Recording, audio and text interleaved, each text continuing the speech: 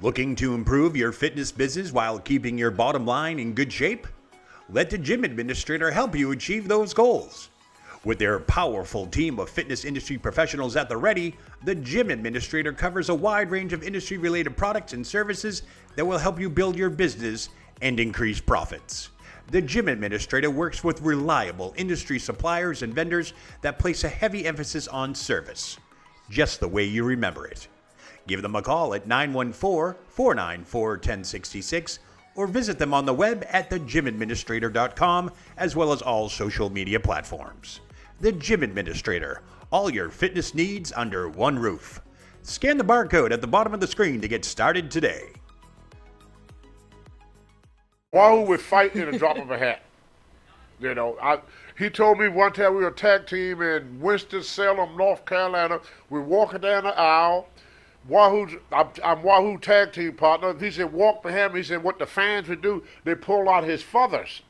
See, the headgear he wore was original stuff. It was not, that cheap stuff. The tribe he's from, they made that for him. So he was very, very proud of it. So the fans want one of them feathers. But he got to the ring in some of these shows, half of his feather was gone. Used to really, really piss him off. So this one guy pulled out one of Wahoo feathers, and Wahoo saw him. Wahoo grabbed him and pulled him over the rail and just beat him halfway senseless. Wow. They took the guy back in the back because he was not completely out. He's laying on the whatever that thing, the girdle. The gurney. Me and Wahoo, we go have our match. The guy come back, Wahoo see the guy and say, what the hell he doing there? They say he waiting for the ambulance. Wahoo take him and beat him up and throw him out the door again. Oh my God.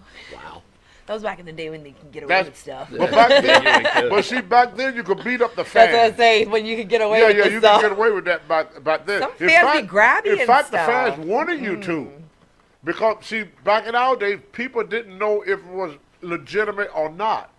Because we use, in our day, which they don't use no more, what we call ring psychology. Nobody knows that because it ain't taught no more. Ring psychology is confusion. When I first started in 1975, my first match, they wouldn't give you a match. You would travel, you could do what they call dark matches, you help put up the ring, you watch every match and everything. They finally say, tonight you're going to have your match, kid. You're going to have your match tonight. So George Scott walked me out on the back in Anderson, South Carolina and said, Tony, you see all them people out there? I go, yeah. He said, everybody out there believes that wrestling is fake. It is your job to prove to them that it's not. By all means possible. So I'm wrestling, and the guys in the older days, when you're a new kid on the block, they would rib you. You got ribbed a lot. And they were stiff with you. What's that? They would stretch you. They wouldn't give you nothing. Because the way they feel, I've been in this business for 10 years, 15 years.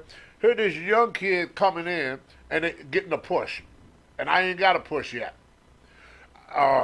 So I was in the ring with Bob Breggers against Art Nelson, who had a back like this, and the Blue Scorpion. I don't know who the Blue Scorpion is. So when Breger got in, they worked with him. I mean, they flying all over the ring. When I get in, they started shooting with me. Everything was a shoot. They wouldn't work with me. The reason was they didn't know if I was going to stick with the bid, and they was afraid that if they told them what really went on, I would go and tell other people. So they want to make good and show you're going to stick with the business. So finally, I got Art Nelson in a headlock. Finally. And I was not going to let him go. And I squeezed and I squeezed. I'm not smart yet.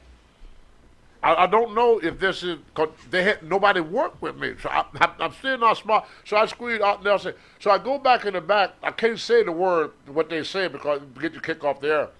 But he said, George, I want you to smarten that stupid blank up, cause the next time he get me in that headlock, he's too strong.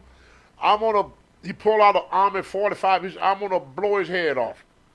So George Scott said, Tony, tomorrow we're going to teach you how to work. I said, Mr. Scott, I don't want to work. I want to be a wrestler. They wouldn't smart you up right away. And then you work with a lot of these older guys, they wouldn't give you nothing. You know, like the prime example, I always use Johnny Rodz. With Johnny Rodz, he didn't care if you was going over.